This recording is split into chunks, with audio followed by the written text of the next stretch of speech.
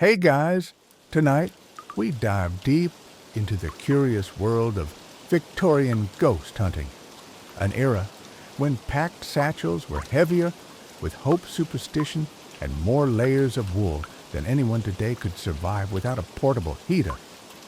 You trudge through the dim morning light, your fingers stiff from the cold, stuffing the last items into your leather travel bag. It's a weekend away, but not your usual getaway.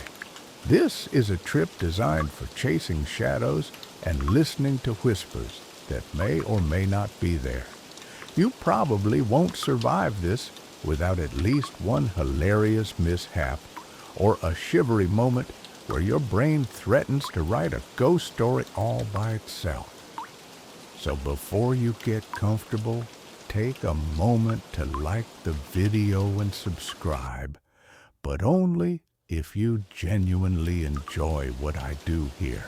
Oh, and don't forget to post your location and local time in the comments. I like imagining all of you tuning in from strange, cozy corners of the world. Now dim, the lights maybe turn on a fan for that soft background hum. And let's ease into tonight's journey together. First, you focus on the essentials. Victorian ghost hunting wasn't about waving a flashlight and calling it a night. It required serious preparation. You grab your stout boots scuffed from previous expeditions and slip into your thick wool coat. The fabric feels heavy, but reassuring against the creeping chill of early autumn. You tug on a scarf woven in muted shades of gray, just enough to hide your neck from the breeze without turning you into a walking scarf commercial. Packing the right clothes is as much a precaution as it is a nod to tradition. After all, late 19th century ghost hunters believed cold hands and poor circulation made you more vulnerable to spiritual attacks. Or at least, that's what the pamphlet said. Your satchel weighs down your shoulder as you carefully add your trusted oil lantern. The glass is smudged with fingerprints, but it still burns bright with a warm, flickering glow. Gas lamps were a staple of the era, but you prefer the steady, dependable flame of oil. Besides, the faint smell of kerosene somehow heightens the suspense as if the very air carries a secret message. Historians still argue whether Victorian ghost hunters actually saw apparitions or if their senses were simply overwhelmed by the eerie ambience they so carefully cultivated. You smile to yourself, wondering if you're about to join the debate firsthand. You add a thick notebook bound in cracked leather, filled with handwritten notes and sketches from past investigations. Each page is dense with observations patterns of unexplained knocks, sudden temperature drops, and strange smells like damp earth or lavender, both considered telltale signs of spiritual presence. Oddly, many Victorian ghost hunters were also amateur botanists and perfumers convinced that scent could summon or repel spirits. The quirky belief that certain aromas could either attract or ward off ghosts is less about science and more about Victorian flair. But you can't deny it adds a theatrical edge to your preparations. As you zip your satchel, you recall the strange device tucked into an inner pocket, an ornate brass compass rumored to spin wildly in the presence of ghosts. No one really knows how or why it might work, and skeptics dismiss it as a clever trick of magnetism. Yet the gadget's craftsmanship is beautiful, with intricate engravings of celestial symbols and tiny glass vials embedded in the base. It's as much a talisman as a tool, and you're eager to see if it'll betray any spectral movements tonight. Packing also means bringing comfort, or as much as a weekend of ghost hunting allows. You slip in a small flask of warm tea sweetened with honey to calm your nerves. Victorian ghost hunters often relied on calming rituals, hot drinks, soft music, and sometimes the recitation of poetry to maintain their mental balance during long vigils. You wonder if these soothing habits were practical or merely another way to keep fear at bay. When the house creaked a little too loudly, the notion that poetry could soften spiritual encounters might sound quaint. But in the dim hours before dawn, you find yourself humming a few lines just to keep the shadows from swallowing your thoughts. Before you close your bag, you include a small leather pouch containing a handful of salt and a delicate silver crucifix. Salt was believed to create a protective boundary against malevolent spirits, a practice rooted in older folk traditions, mingled with Victorian superstition. The crucifix, meanwhile, serves a dual-purpose spiritual defense and a little comfort for your own shaken nerves. You don't expect to need either, but the weight of tradition presses these items into your hand almost automatically. After all, ghost hunting in the Victorian age wasn't just about curiosity. It was a mix of faith, fear, and the ever-present desire to prove that life was more than the material world alone. Lastly, you tuck in a pocket watch handed down from your grandfather, a reminder that time itself can be slippery in haunted houses. Victorian ghost hunters often remarked on strange distortions in time during investigations clocks that stopped, sped up, or seemed to tick backward. Whether this was the mind playing tricks or a genuine paranormal effect remains an open debate among scholars. You glance at the ornate watch face one last time. Whatever happens this weekend, time will stretch, twist, and unfold in ways you couldn't predict. With your satchel packed and your breath visible in the chilly morning air, you take a deep breath and step outside.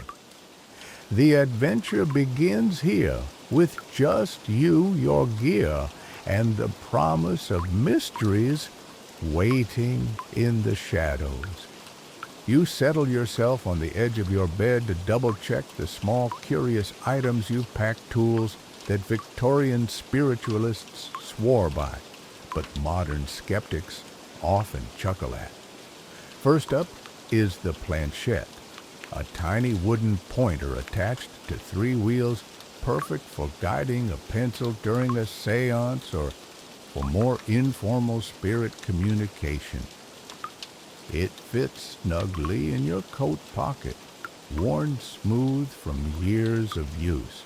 You recall that the spiritualist movement at its height at the mid-1800s was both a cultural phenomenon and a scientific curiosity, with entire parlors dedicated to contacting the dead.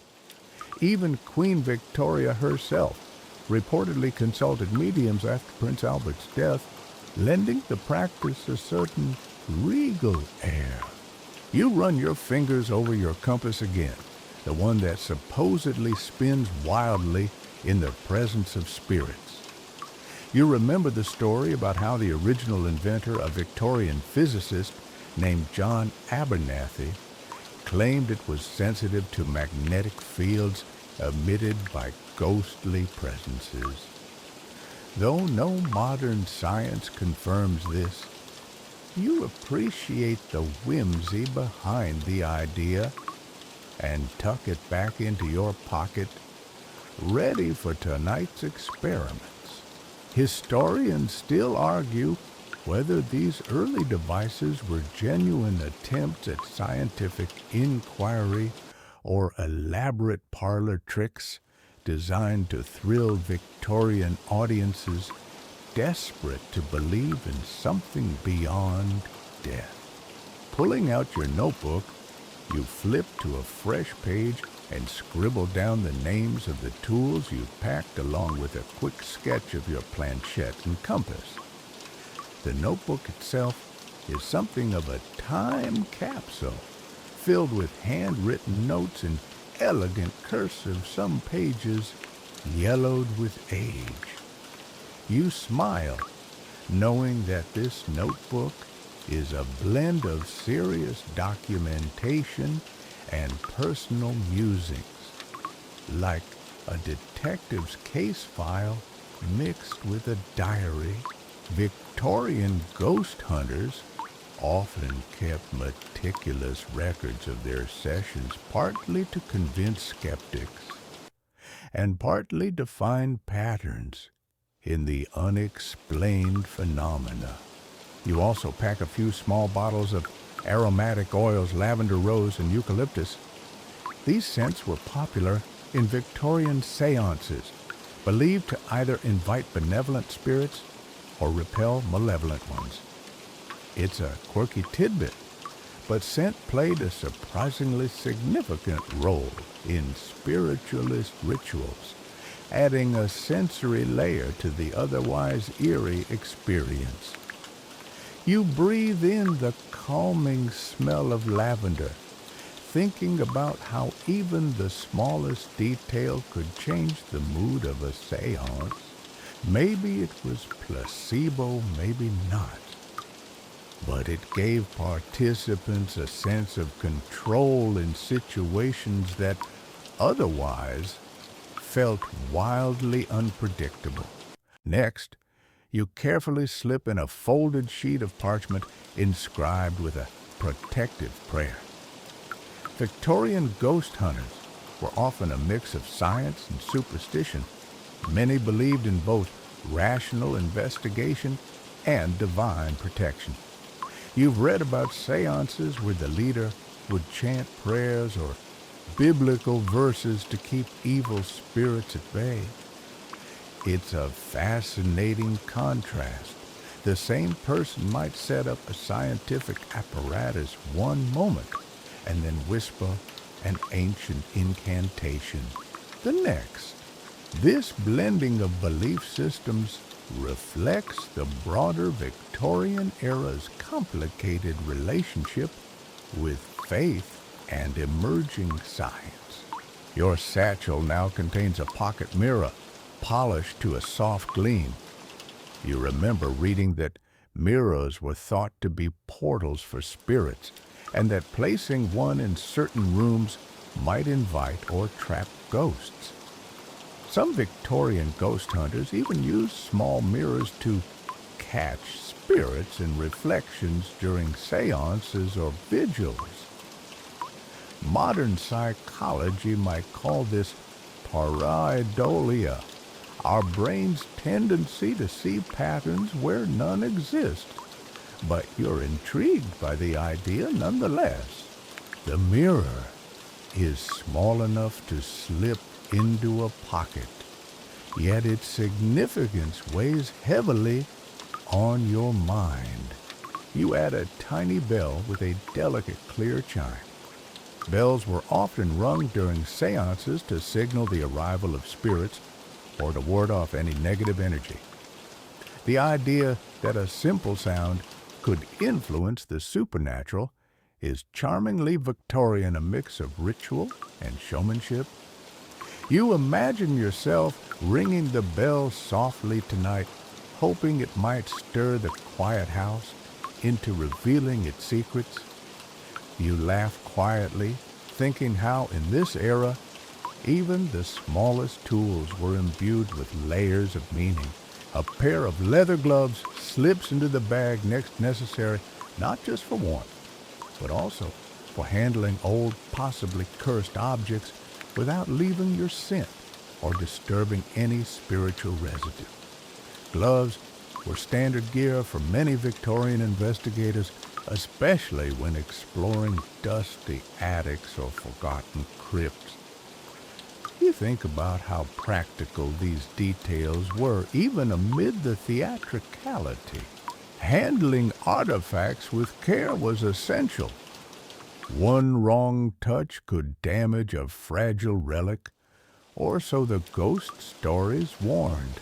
Finally, you pack a small box of matches and spare candles. Never underestimate the importance of firelight. The Victorian ghost hunter's lantern could falter, and candlelight was often the only reliable source of illumination during a midnight vigil. There's something deeply atmospheric about the flickering flames casting long shadows on ancient wallpaper and wooden beams.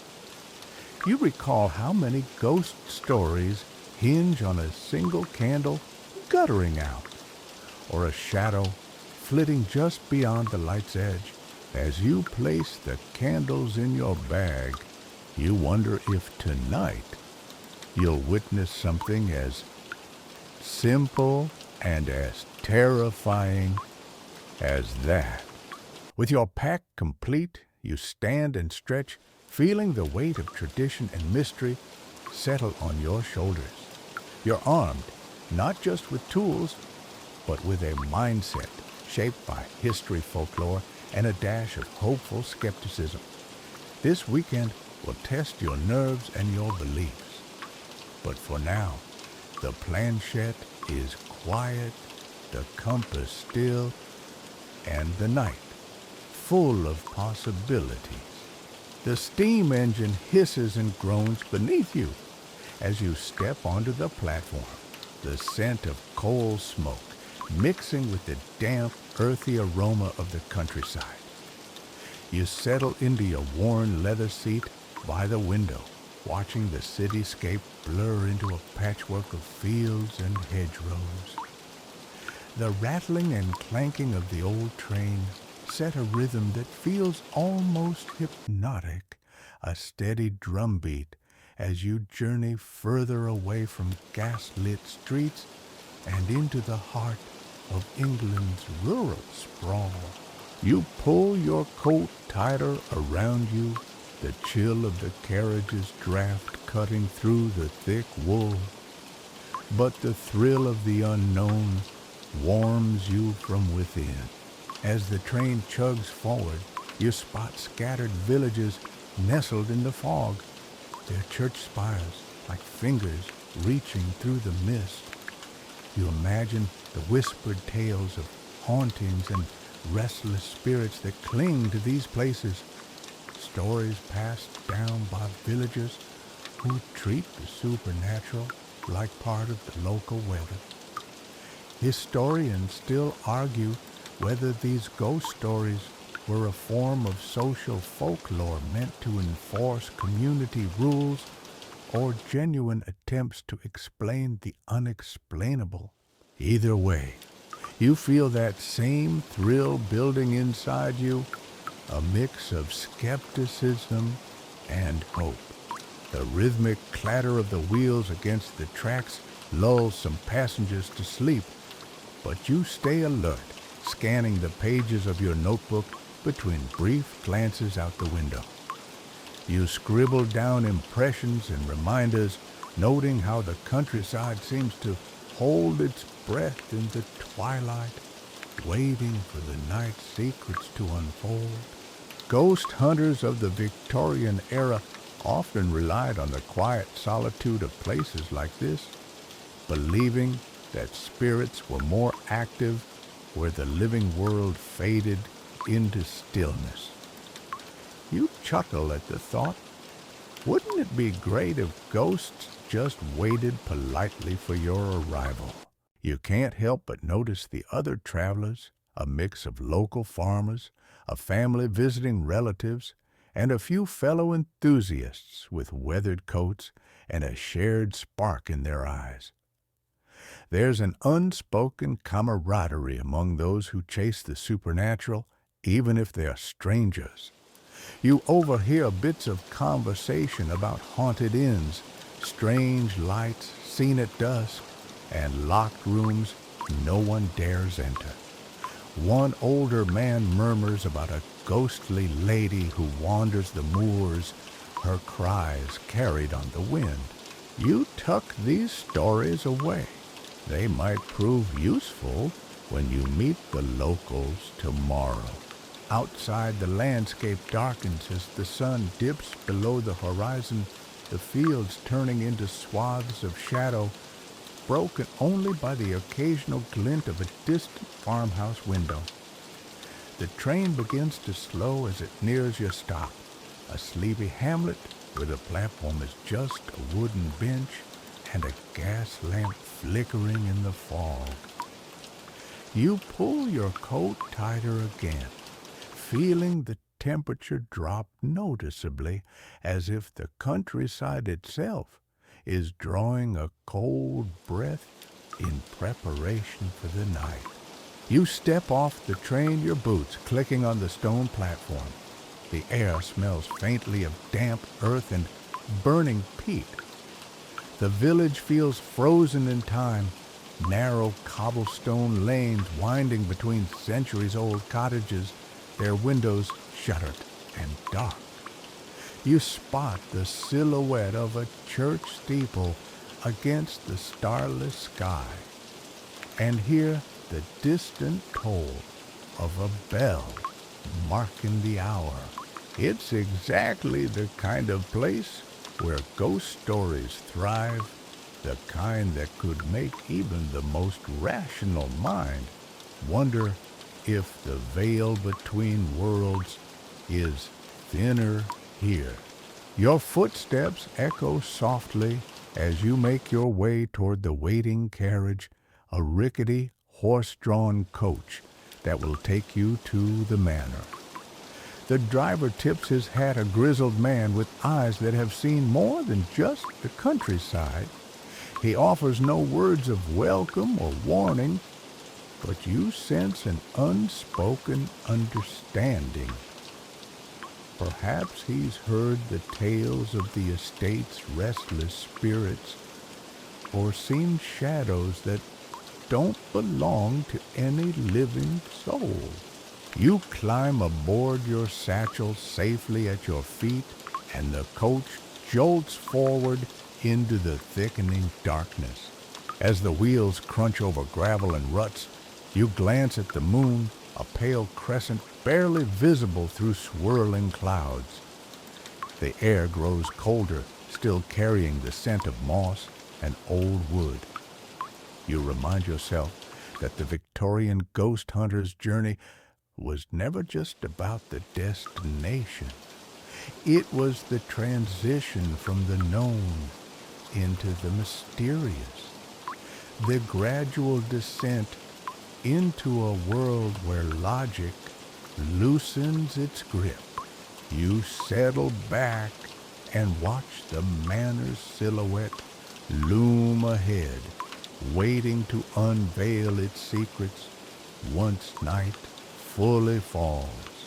You step down from the creaky carriage as the manor looms before you, a sprawling Victorian Gothic pile of stone and shadow, its sharp turrets piercing the dark sky like silent sentinels. The chill wraps around you, and the faint crunch of gravel underfoot echoes through the empty courtyard. You notice the iron gates creaking on their hinges, swaying with the wind as if nudged by unseen hands. The manor's windows, some cracked, others shuttered, stare back like blank eyes watching your every move. You pull your coat tighter and remind yourself that for all its grandeur, this place once echoed with laughter and life. before it became a repository of secrets. Inside, the heavy wooden door groans as you push it open, releasing a rush of stale air mingled with the faint scent of old cedar and forgotten fires. The hallway stretches before you, lined with portraits whose eyes seem to follow you, their subjects frozen in time and dust. Victorian ghost hunters believed these ancestral portraits were often conduits for restless spirits, especially if the family had endured tragedy. You recall reading that some would even speak to the paintings during vigils, hoping for a sign or message. Historians still argue whether this was genuine spiritual communication or simply the mind's yearning for connection. The flickering light of your oil lantern casts tall shadows that dance on the wallpaper, peeling at the edges and faded by decades of neglect. You run a gloved hand along the carved banister as you ascend the grand staircase, each creak underfoot, sounding like a whispered warning. The manor breathes around you, settling with the sounds of night, distant dripping water, the soft scuttle of unseen creatures, and the occasional groan of the timbers. You smile to yourself, knowing these sounds would be interpreted as eerie phenomena by some and perfectly normal house noises by others. Reaching the upper landing, you pause outside a heavy oak door, engraved with intricate designs of ivy and thorns. Your fingers brush the cool brass handle, and you swear the air shifts, growing heavier. This was to be your base for the weekend, an old study rumored to be the epicenter of the manor's supernatural activity. Victorian ghost hunters often chose a command center room for their vigils, a place to gather their instruments, keep notes, and attempt communication. The idea was to create a controlled environment amid the unpredictable chaos of haunted houses. Inside, the room smells faintly of aged paper and pipe tobacco. You set down your satchel and unpack your notebook, compass, and other tools with practiced care. The thick velvet curtains are drawn, blocking out what little moonlight remains. You light the oil lamp, the warm glow softening the room's ominous edges. There's a small desk cluttered with old letters and dusty books on folklore and spiritualism, likely left by previous occupants or investigators. You pick up a fragile volume and flip through pages detailing seances held at the manor over a century ago, accounts filled with knocking sounds, sudden chills, and apparitions glimpsed in the candlelight. You take a moment to settle in, feeling the history wrap around you like a heavy cloak.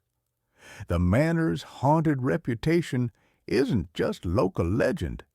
There are documented reports from the Victorian era of guests fleeing in terror, servants whispering about shadow people, and even a tragic fire that claimed a young woman's life in the East Wing. Quirky lore aside, you remember that many Victorian ghost hunters were as much historians as thrill seekers, piecing together family histories and tragedies to explain paranormal occurrences. There's a certain melancholy in that reminder that ghosts might just be echoes of pain and memory. You position the planchette and compass on the desk, ready for your first vigil. The brass compass gleams dully in the lamplight, and you wonder if tonight it will finally spin. You place a small circle of salt around your chair, a protective measure that combines superstition with a practical desire for boundaries. In Victorian times, salt was considered sacred and capable of warding off evil, though you suspect your own nerves play a bigger role in that belief. You chuckle softly, imagining a ghost politely stopping at the salt line and saying, "No entry tonight, thanks." As you prepare, the manor settles further, the wooden beams creaking as if exhaling after centuries of silence. You remind yourself that this weekend is a blend of adventure history and maybe a dash of folly. The Victorian ghost hunter packed carefully, but ultimately, you're relying on a curious mix of faith, science, and courage to navigate the unknown. You take a deep breath, knowing the night ahead will test every one of those. You draw your chair closer to the heavy oak desk and open your notebook, the crisp pages ready to catch every sound, shadow, and sensation. The faint flicker of the oil lamp casts wavering light on your notes as you begin your meticulous record-keeping, just as Victorian ghost hunters did, believing that documentation was key to understanding and perhaps controlling the spectral realm. You jot down the date, time, and weather outside a chilly, damp night, perfect conditions for a haunting, according to local lore. You place the planchette carefully atop an old circular spirit board you found tucked away in a drawer. The board's faded letters and ornate design remind you of how popular these were in Victorian parlor rooms, where wealthy families gathered to commune with departed relatives or entertain curious guests. The planchette trembles slightly in your hand, but you tell yourself it's just nerves, or perhaps the ghost hunter's old trick of expectation. Historians still argue whether spirit boards were genuine conduits or clever parlor illusions meant to comfort the grieving. Beside the board, your compass lies flat on the desk, its needle still as glass. You tap it lightly, willing it to react, though you know the mechanism is sensitive to iron and magnetic fields more than spirits. You chuckle quietly, thinking how Victorian investigators were fascinated by technology mixing early scientific instruments with supernatural hope. There's a certain charm in that blend, a time when science hadn't yet fully cast out the mysteries that lie beyond empirical proof. You pause and breathe in the mix of scents you prepared earlier. Lavender and rose oils waft softly from your small bottles, filling the study with an almost soothing aroma. You remember reading that these scents were thought to invite friendly spirits or protect the living from harm. It's a curious combination of science superstition and sensory trickery. You lightly dab a bit on your wrists, feeling a small comfort in the ritual as much as the fragrance. With a soft flick, you light a slender beeswax candle and set it near the planchette, its gentle flame dancing against the shadows.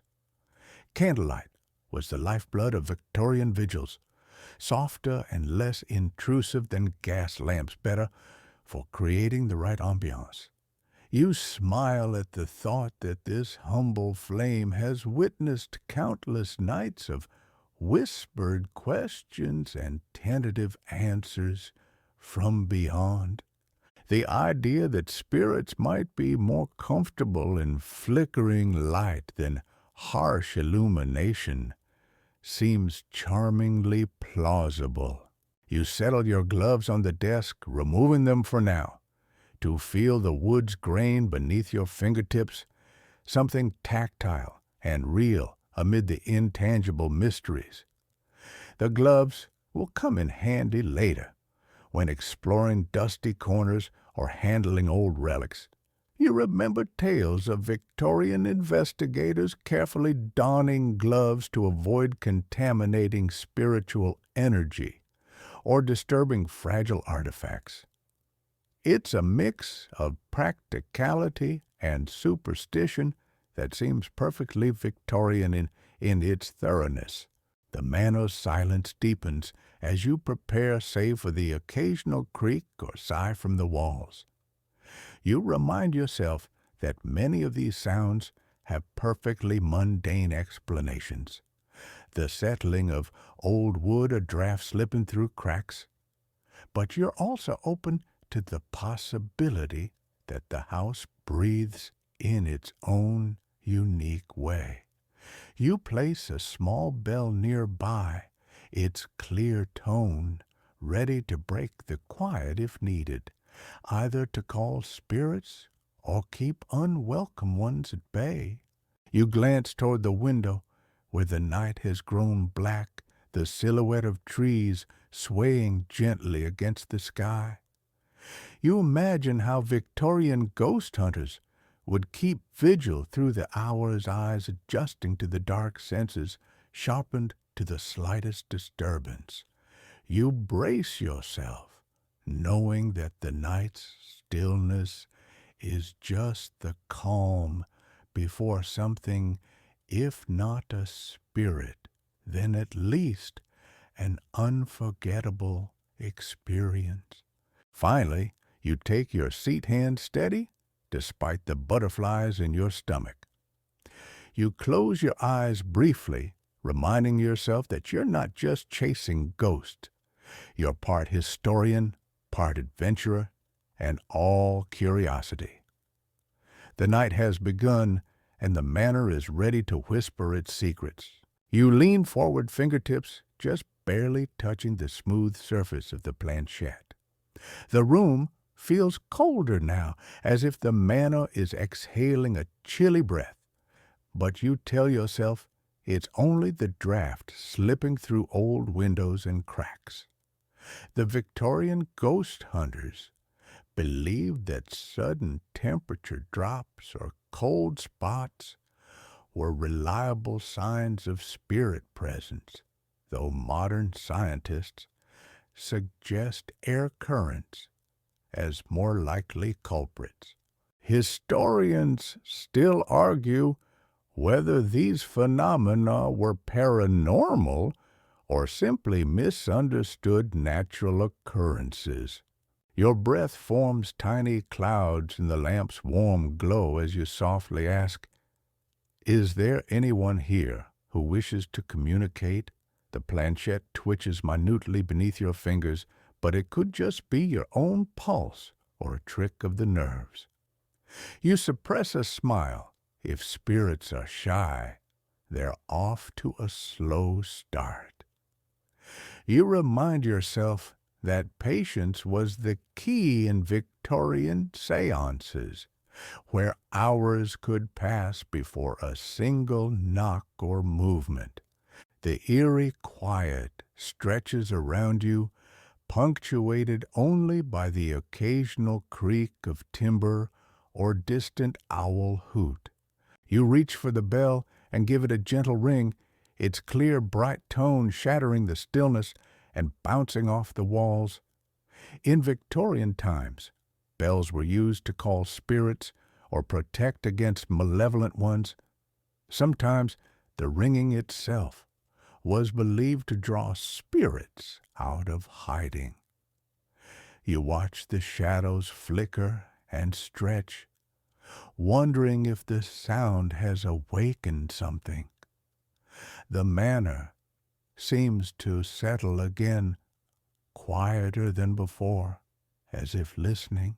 Your eyes wander to the collection of old photographs pinned on the study's wall, black and white images of solemn-faced Victorians in stiff collars and lace. You study one in particular, a young woman, whose eyes seem impossibly alive despite the faded print. Local legends say she died tragically within the manor's walls, her presence lingering like a restless echo. You feel a shiver that isn't entirely from the chill. You make a note. Investigate East Wing possible apparitions. You set down the planchette and pull out your pocket compass. You recall Victorian investigators' fascination with compasses, often believing they could detect unseen forces or spirits by erratic needle movements. You hold it steady and watch the needle swing slightly, then settles. You shrug. Maybe the ghosts are polite and waiting their turn. You tuck the compass away but keep your fingers near, ready for any sudden shifts. A soft tapping sound drifts from the corridor, rhythmic and tentative. Your heart picks up, but your voice stays calm as you murmur, "Is that you?" The tapping repeats, now more insistent, echoing faintly like footsteps on the floorboards. You remind yourself that old houses creak and settle, but something about the pattern feels deliberate. You rise slowly, lantern in hand, stepping towards the door. The cold air bites at your cheeks as you open the door to the hallway. Shadows stretch long and deep, pooling in corners where your lantern light barely reaches. You listen only the house's familiar groans and the whisper of wind through the broken panes. Still, the tapping has stopped. You step back inside, wondering if your mind is playing tricks, or if something genuinely just brushed past the edge of perception. You return to the study, heart pounding just a little harder.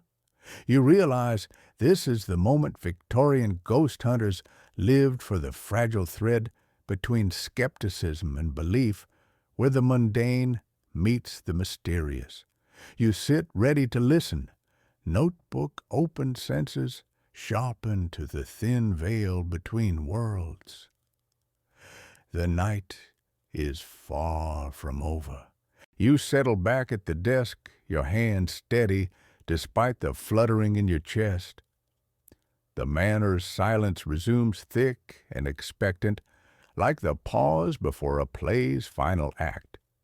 You flip open your notebook and begin jotting down every detail: the temperature, the tapping, the faint scents lingering in the room. Victorian ghost hunters prized such thoroughness. Some believed that precise records could one day reveal patterns or explain phenomena scientifically. It's fascinating how even then they mixed hope with rigorous method. As your pen moves across the page, you catch a faint whisper, a breath of sound almost too low to be heard. You freeze, listening intently. The whisper rises again, barely audible, but unmistakably human, like a sigh or a soft name spoken into the darkness. You remind yourself that auditory hallucinations are common in isolation, yet your ears refuse to dismiss it. You carefully mark the time in your notebook, 11:15 p.m. Whisper heard near the west corridor. Curious, you reach for your lantern and rise to investigate. The hallway beyond is colder, the shadows deeper, as if the manor itself is holding its breath. Victorian investigators believed these whispers could be messages from beyond, fragments of memory trapped in the walls. Some even carried wax-eared trumpets to catch such delicate sounds, convinced the spirit spoken frequencies just beyond normal hearing. Historians still argue whether these whispers were genuine or the byproduct of psychological suggestion. You tread softly, following the sound down the narrow corridor. Your lantern's light flickers over faded wallpaper and cracked plaster. A sudden draft brushes past your neck, carrying with it the faintest scent of lilac, an odd contrast to the usual mustiness. You recall that certain Victorian seances used flower oils to attract particular spirits with lilac, believed to be linked to young women who died tragically. You note this detail, intrigued by the manor's persistent storytelling through scent. Stopping at the base of a narrow staircase leading down to the cellar, you listen once more. The whispering has ceased, replaced by an almost imperceptible scratching sound. It's rhythmic, deliberate, as if something or someone is trying to communicate. You consider the cellar's dark reputation a place Victorian ghost hunters often avoided due to superstition about deeper, more malevolent entities lurking below. Yet your curiosity pushes you forward. You shine your lantern down the steps, the beam barely piercing the gloom. The staircase seems endless, each step swallowed by shadow. You hesitate, recalling that some Victorian ghost hunters carried protective talismans, lockets of sacred relics, or even small crosses against dark spirits. You pat your pocket, feeling the comforting weight of a small silver crucifix you brought along more for peace of mind than faith. Taking a deep breath, you begin the descent, your footsteps muffled by decades of dust. The air grows colder, heavier, and the silence thickens like fog. At the bottom, your lantern reveals old crates, cobwebbed corners, and what looks like a rusted metal box. The scratching sound intensifies, now coming from within the box. You crouch, heart racing, hand trembling, as you reach out to open it. Inside, you find an assortment of brittle letters, a cracked pocket watch, and a faded photograph of a young couple, eyes locked in a haunting gaze that sends a shiver down your spine. You realize these relics may be the remnants of the manor's past inhabitants, keepsakes of lives interrupted. Victorian ghost hunters believed such personal items could anchor spirits, explaining their lingering presence. You tuck the photograph carefully into your notebook, feeling a profound connection to history and the unknown. You rise from the cellar, the weight of those relics settling in your mind like heavy stones. Back upstairs, the manor's oppressive atmosphere presses around you once more, but there's a subtle shift, a sense that the house is alive, watching. You glance at the clock, noting how the hours drag, each minute thickening the veil between the present and what lingers in the past. You remember reading that Victorian ghost hunters believed midnight to be the witching hour when spirits were most active. Historians still argue whether this was a genuine supernatural phenomenon or simply cultural folklore passed down through generations. You place the photograph and letters on the desk, illuminated by the flickering candlelight, and run your fingers over the brittle paper. The letters are written in a spidery script, love notes filled with longing and sorrow. fragments of lives caught between joy and tragedy. The more you read, the more the manor feels less like a haunted house and more like a mausoleum for stories yearning to be told. You feel a strange tenderness toward these forgotten souls, caught in an eternal pause. A sudden gust rattles the window panes, and the candle flickers violently, casting monstrous shadows that crawl across the walls. You shiver, but not from cold. This manor knows how to unsettle. You recall the Victorian practice of ghost photography, where early cameras captured unexplained shapes and faces, blurring the line between reality and the supernatural. Some enthusiasts still debate whether these images were genuine or clever double exposures. You wonder if your own lens might capture something tonight. You retrieve your camera from your bag, dusting off the lens with care. The device feels modern and intruder in this old world of oil lamps and faded ink. Yet you hope its unblinking eye might catch what your senses miss. You snap a few photos of the study, focusing on the portraits and the dusty shelves. The camera's flash briefly illuminates the room, revealing details hidden in shadow. The glint of a cracked mirror, the flutter of a curtain stirred by unseen breath. Settling back into your chair, you review the images on the screen. At first, everything looks ordinary, but then your breath catches a faint, misty shape, lingers near the corner of one photo, almost transparent, but unmistakably there. You squint, debating whether it's a trick of light or something more. Victorian ghost hunters would have called this a spirit form, a captured remnant of a restless soul. Modern skeptics would attribute it to dust or reflection, yet the debate remains unresolved, a fascinating intersection of faith and science. You close your eyes briefly, letting the weight of the moment sink in. The manor's silence feels charged now, as if holding its breath for what comes next.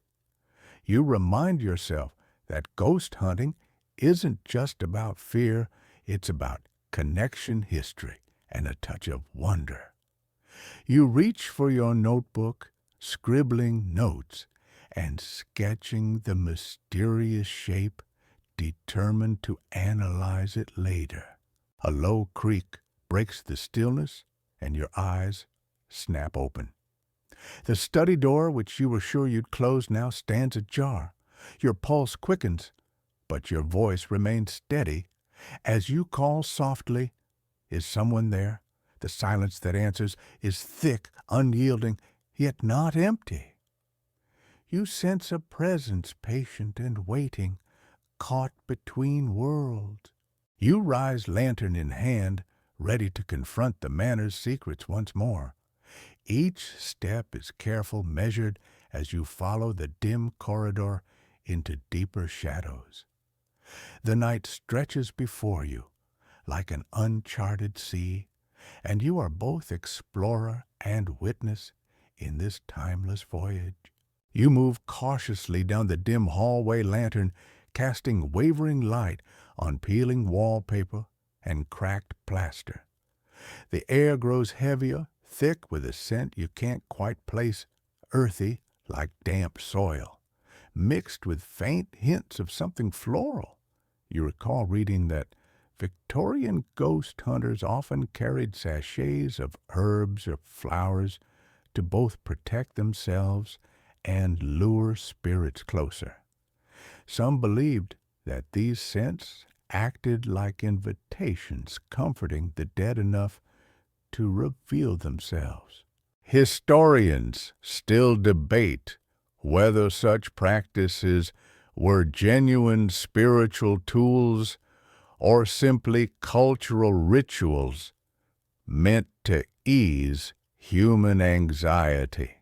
The faint sound of footsteps echoes softly ahead, barely audible, but unmistakably deliberate. You stop holding your breath, every muscle tensed in anticipation. You whisper into the silence, "Who's there?" The footsteps pause, then retreat slowly down a side corridor. You decide to follow curiosity, outweighing caution. Your lantern's light flickers against a large ornate mirror hanging crookedly on the wall, its glass cracked but reflecting shadows with eerie clarity. You reach the end of the corridor where a heavy door stands slightly open. Beyond lies the manor's library, a vast room lined with towering shelves filled with leather-bound volumes that smell of dust and time. Victorian ghost hunters often found libraries fertile ground for hauntings, places where knowledge and mystery intertwined, and where spirits might linger among their favorite books. You run your fingers lightly over the spines, feeling the texture of embossed titles, and wonder which stories here have left their imprint on the manor's spectral history. A cold breeze brushes past you, causing a book to flutter open on a nearby table. The pages reveal an old diary entry written in elegant looping handwriting. You read aloud softly. The shadows grow restless tonight. I fear the past will not remain silent. Your heart quickens. This voice could be from the manor's original inhabitants or something else entirely. The diary's owner remains a mystery, but the words echo with the same melancholy you've sensed throughout the house. You set the diary aside and light a small candle to better examine the room. The flame flickers wildly, casting dancing shadows that seem almost alive. You recall Victorian seances often took place in libraries where the quiet reverence for knowledge made an eerie backdrop.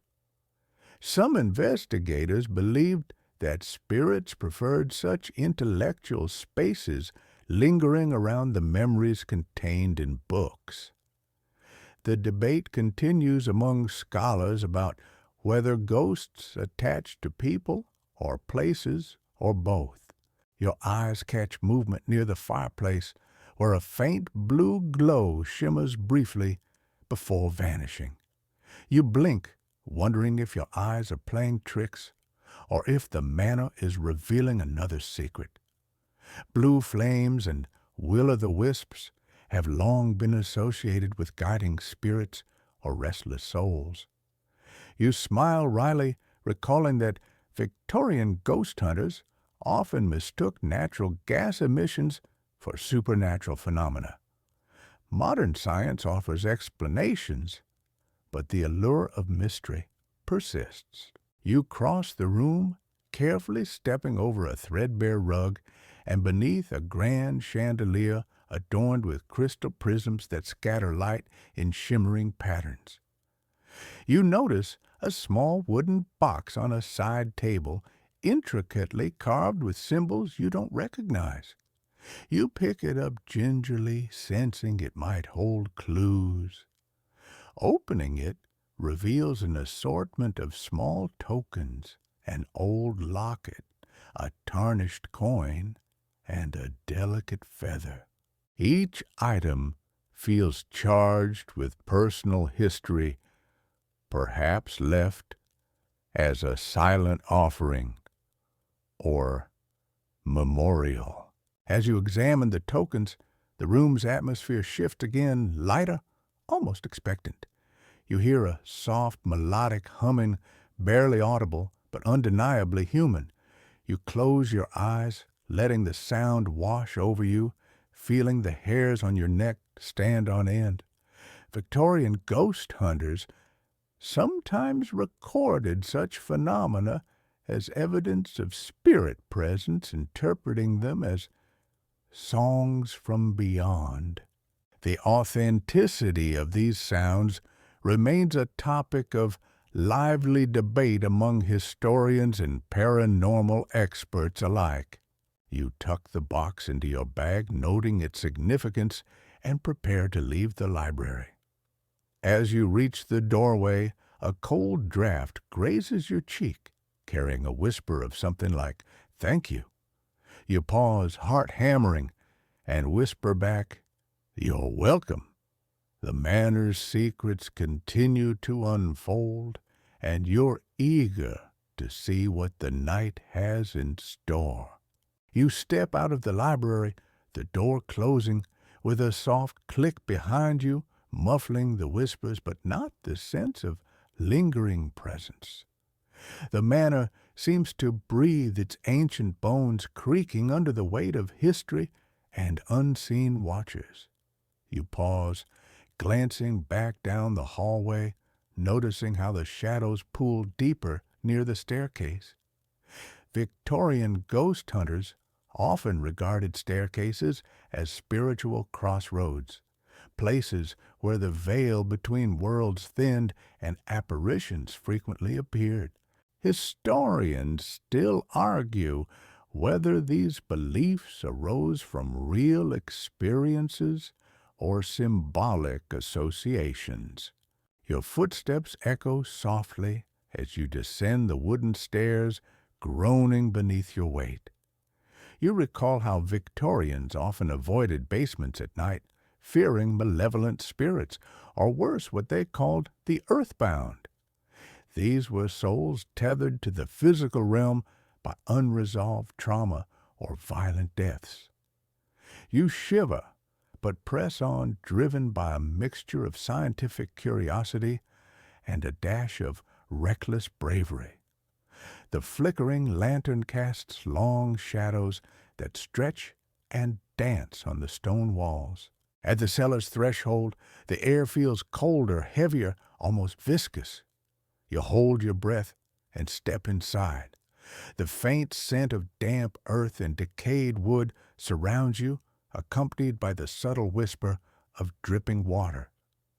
Victorian ghost hunters sometimes use the presence of water sounds as a marker for spirit activity, believing that spirits could manipulate environmental elements. Modern skeptics tend to explain this as simple natural seepage, but the debate lingers, just like the manor's mysteries. Your lantern's glow reveals old barrels, broken crates, and thick cobwebs hanging like drapes. You step cautiously, ears straining for any unnatural sounds. Suddenly, you catch a flicker of movement in the corner of your eye, a shadow that doesn't belong to any object or person. You turn swiftly, lantern beam, cutting through the darkness, but find only the empty cellar walls. Your pulse quickens. Could it be a trick of light or something more?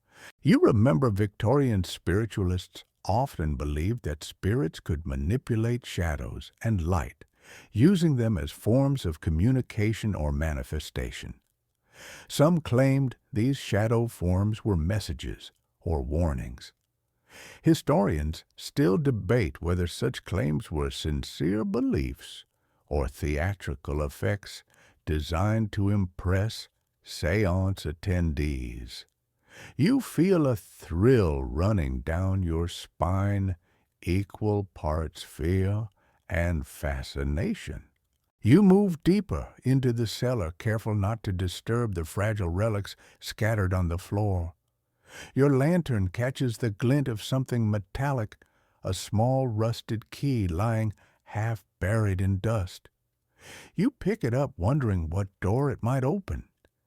Keys were powerful symbols in Victorian ghost lore, often thought to unlock not just physical barriers, but also spiritual ones. You tuck it into your pocket, mindful of its possible significance. A sudden chill brushes past, colder than before, and you hear a low murmur, indistinct but unmistakably vocal. You hold your breath, straining to understand. The murmur grows clearer, a fragmented phrase like someone trying to speak through thick water.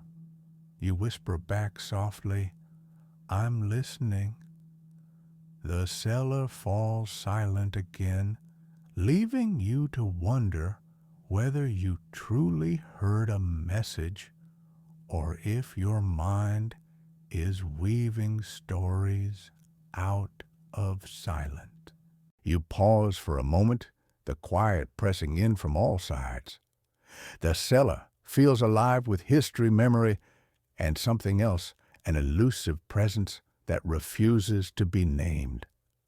You consider the many nights Victorian ghost hunters must have spent in similar spaces, balancing hope and fear in equal measure. Their notebooks and journals survive as testaments to human curiosity and the timeless desire to connect beyond death. You begin your ascent carrying the cellar's secrets with you. The manor looms overhead, ancient and inscrutable, as if waiting for you to return to listen again.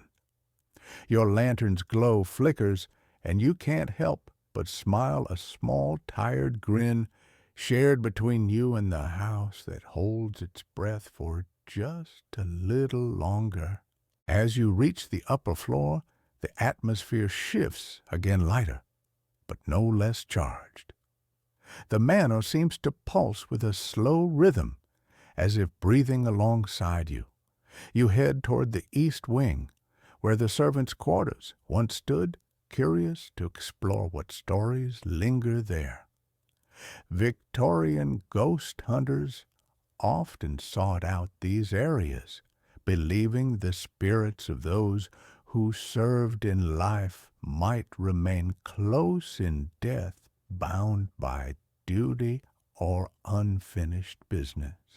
Historians still debate the extent to which social class influenced the types and locations of hauntings reported during the era. The narrow hallway is lined with faded wallpaper, peeling like dead skin, and the floorboards creak beneath your careful steps. You notice small worn shoes and a faded ribbon left forgotten near a door, tokens of a child's presence long vanished. You wonder about the lives once lived here, the quiet resilience, the whispered secrets, and perhaps the sorrow that clings to these walls. Victorian society was marked by strict hierarchies, and many ghost stories from the period reflect these tensions, revealing a complex relationship between the living and the dead. You push open one of the doors, revealing a tiny room filled with simple furnishings, a bed with a lacy coverlet, a small wooden dresser, and a cracked mirror that catches the lantern's light. The air here feels thick with memories, and you can almost sense a presence hovering just beyond the edge of perception. You recall reading that Victorian ghost hunters often used spirit boxes or early audio devices to attempt communication, though such tools were rudimentary at best and remain controversial among scholars. You settle into the room, setting down your lantern and notebook, and close your eyes, focusing on the energy around you. The silence hums softly, broken only by the faint ticking of an old clock somewhere in the distance. You breathe slowly, inviting whatever might be here to reveal itself. Moments pass, and then a soft tapping at the window. You glance over, but see only the gnarled branches swaying outside in the night breeze. Curious, you approach the window and peer out. The garden beyond is shrouded in moonlight and shadow, the trees casting ghostly shapes on the ground. You spot a figure standing just beyond the hedge, indistinct and shimmering as if caught between worlds. Your heart skips a beat. Could this be one of the manor's lost souls, or a trick of your eyes? Victorian ghost hunters often recorded sightings like this as evidence of hauntings. Yet modern interpretations suggest such apparitions may be caused by light refraction or fatigue. You return to the room, your thoughts swirling like mist. You remember a quirky Victorian belief that spirits could leave cold spots areas where temperature dropped, suddenly signaling their presence. You reach for your thermometer, noting a sudden dip in the reading. It's cold enough to make your breath visible. You jot this down, marveling at how the manor's ghostly inhabitants seem to interact with the physical world in subtle ways. The tapping resumes, this time at the door. You open it cautiously to find a faded, handwritten note pinned with an old rusted nail. The message reads simply, "Don't be afraid." Your fingers tremble slightly as you tuck the note into your notebook. It's a small gesture, but it feels profound, as if the manor itself is offering reassurance after a night full of shadows and whispers. You sit back down, feeling a strange comfort despite the eerie surroundings. The interplay of history, memory, and mystery creates a tapestry you're only beginning to unravel. Victorian ghost hunting was as much about understanding human stories as it was about chasing the supernatural, and tonight you're walking that line with a quiet respect. You close your eyes once more, ready to listen to whatever comes next. You leave the servants' quarters behind and make your way to the grand ballroom, a cavernous space that once echoed with laughter and music. The polished floorboards creak beneath your boots, and your lantern's glow bounces off the crystal chandeliers now dulled by dust. Victorian ghost hunters considered ballrooms hot spots for paranormal activity, places where intense emotions and grand events left energetic imprints. Historians still debate whether these hauntings stem from actual supernatural residue or collective memory shaped by social gatherings. The ballroom is silent now, but you can almost hear the ghostly echoes of waltzes long past. You pause near the stage, where an old piano rests its keys, yellowed and cracked.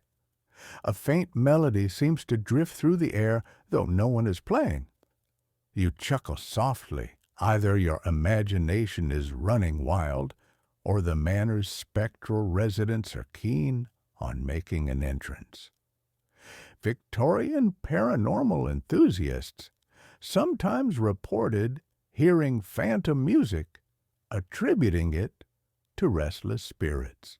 Skeptics often dismiss such accounts as auditory hallucinations or natural creaks.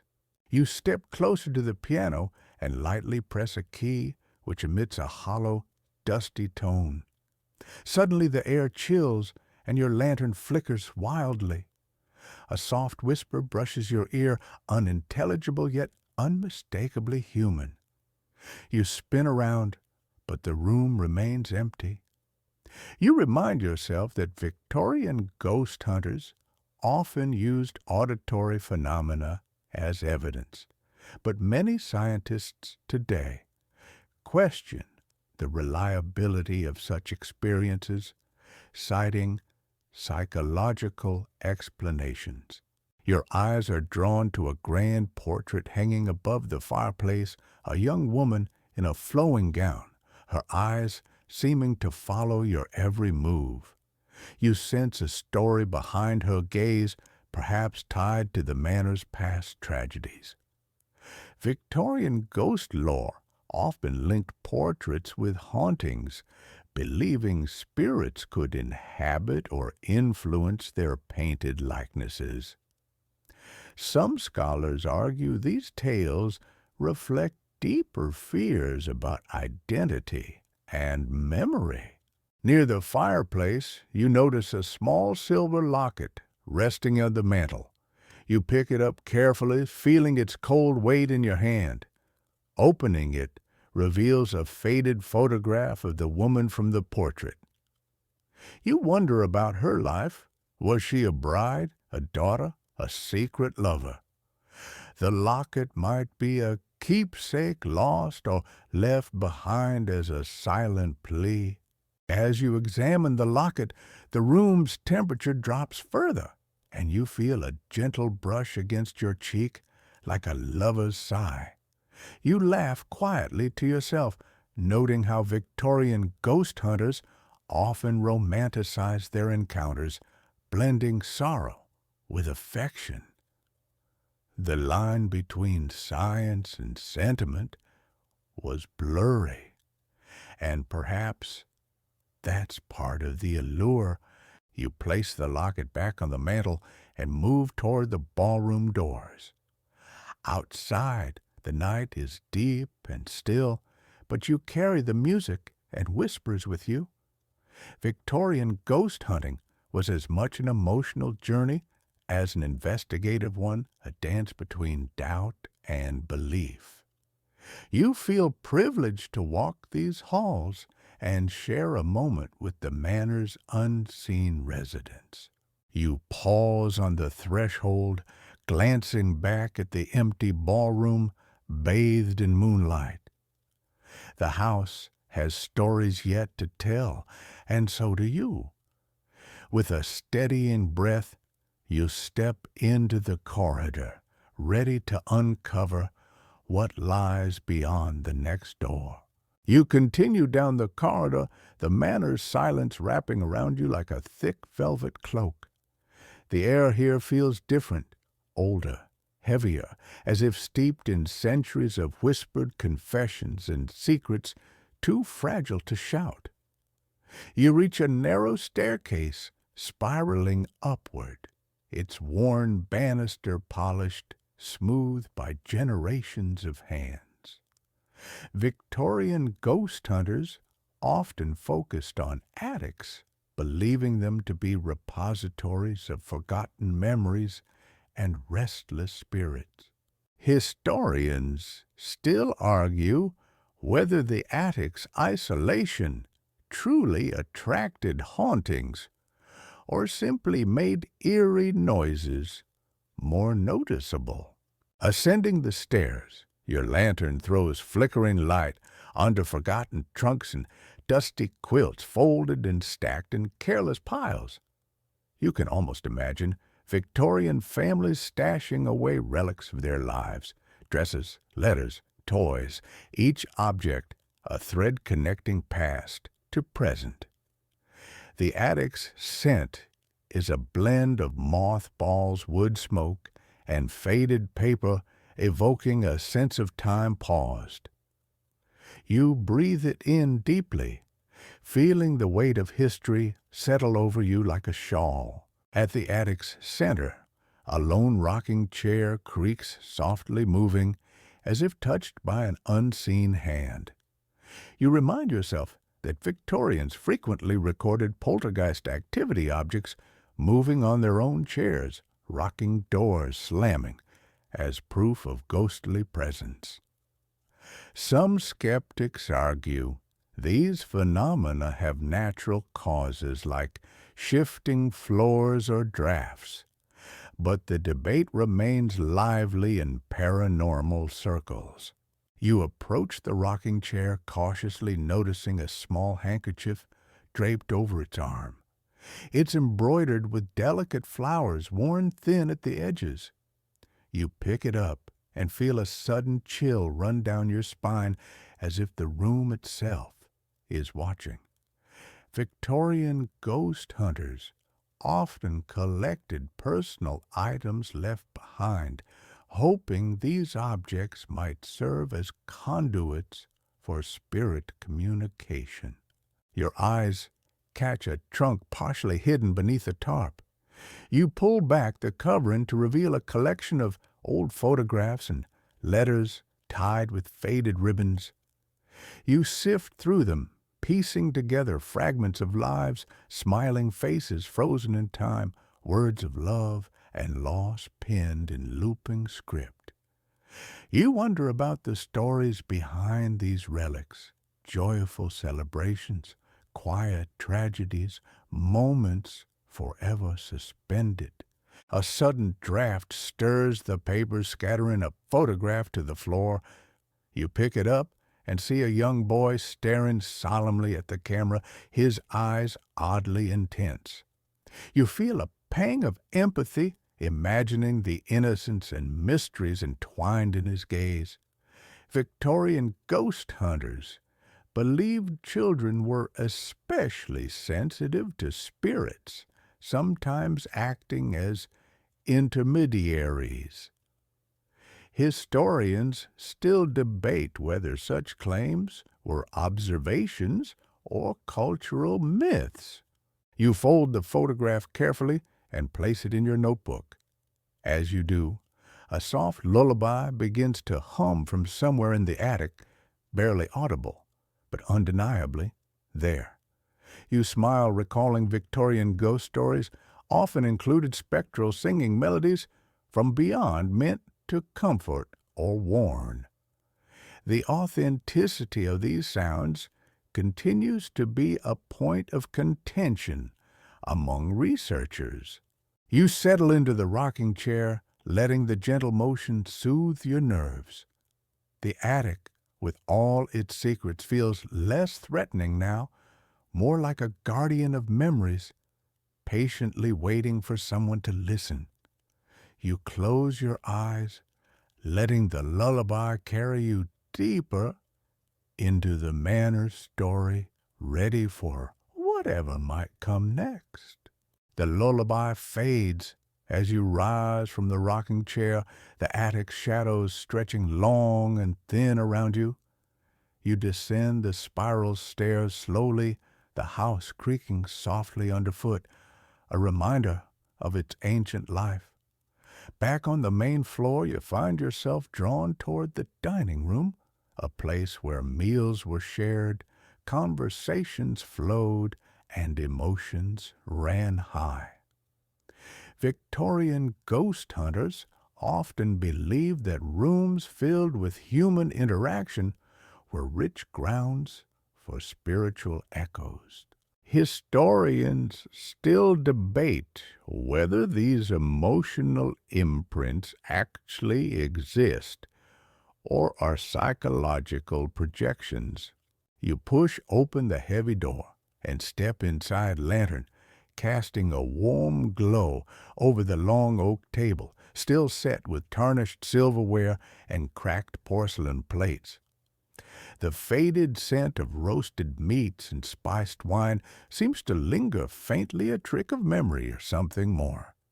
You imagine the clinking of glasses and laughter that once filled this space, now replaced by a profound, almost reverent silence. Your eyes settle on a chair pulled slightly away from the table, as if someone had just stood up. The backrest is carved with intricate roses, delicate but worn. Victorian ghost lore often included stories of phantom diners' spirits who appeared to reenact meals or important family moments.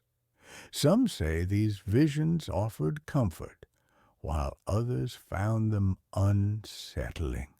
Modern researchers question whether such sightings were influenced by cultural expectations and suggest hallucinations may have played a role.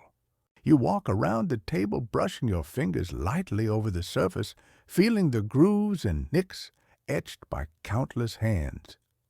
Suddenly, the faint sound of a spoon tapping against a glass rings through the room. You freeze eyes, darting toward the source, but see nothing moving. The noise repeats, steady and rhythmic like a heartbeat. You smile wryly, half expecting the manor's ghostly chef to be practicing percussion. Setting your lantern on the sideboard, you search for a notebook or diary that might reveal more about the family's dining rituals. Your fingers find a leather-bound volume, its pages yellowed and brittle. You open it to find a recipe for a traditional Victorian pudding, annotated with faint notes in elegant handwriting. Oddly, a small dried flower is pressed between the pages, its petals fragile as lace. Victorian ghost hunters believed that personal items like letters and cookbooks could serve as spiritual anchors connecting the living to the departed. Some even thought that certain recipes carried emotional energy, especially those tied to family traditions. Scholars continued to debate whether these beliefs were symbolic or grounded in actual experiences. You flip through the diary noting references to festive dinners and somber occasions, each entry revealing glimpses of a life once lived in vibrant color. A sudden, cold breeze brushes past you, carrying a whisper so soft you can barely make it out. Remember me?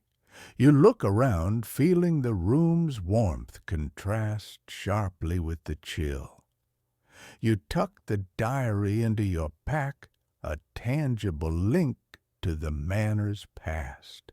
You take a final look at the empty dining room, the echo of unseen guests lingering in the air.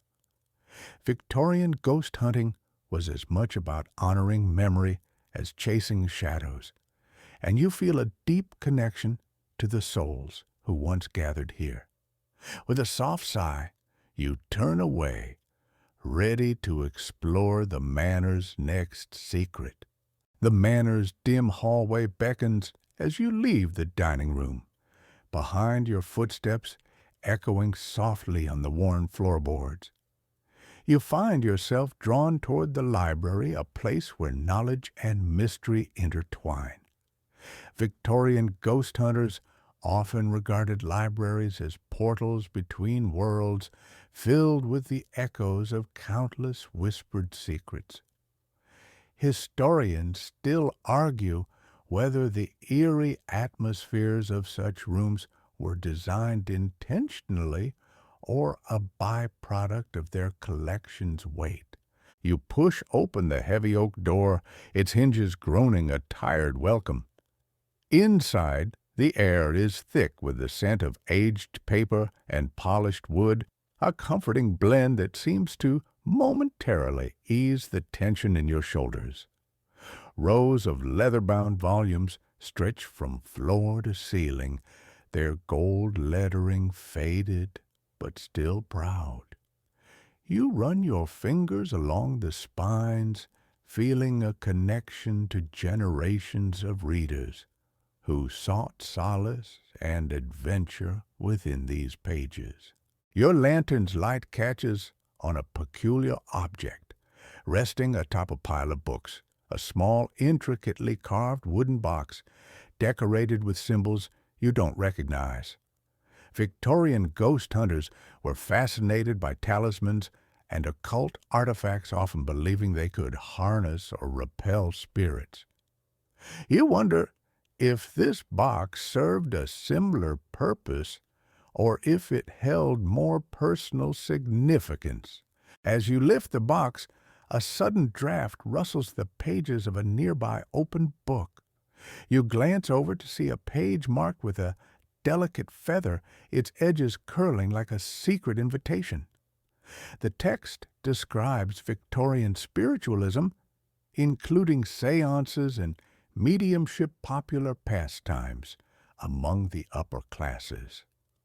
Some claimed these gatherings offered genuine contact with the dead, while skeptics dismissed them as elaborate performances. The debate remains lively among scholars. You set the box aside and pick up the feather, noting its softness and pale hue.